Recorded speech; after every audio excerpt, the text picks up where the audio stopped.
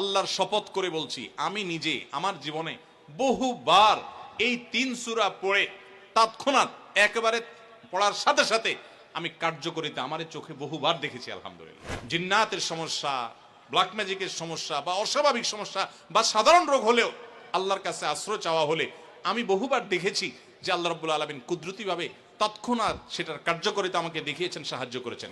দুধ কলা দিয়ে যেরকম মানুষ সাপ পোষে, অনেকে আমরা শয়তানরে সেরকম হৃষ্টপুষ্ট করে নিজের কাছে রাখি। আমার বাসা বাচ্চার কোনো অসুবিধা হলে মাঝে মধ্যে আমার মিসেস বলতেন যে একটু দোয়া পড়ে সূরা ফাতিহা পড়ে ফু দাও তো। আমি আমার মিসেসকে সাথে সাথে বলি, কেন, তুমি দিলে কি সমস্যা?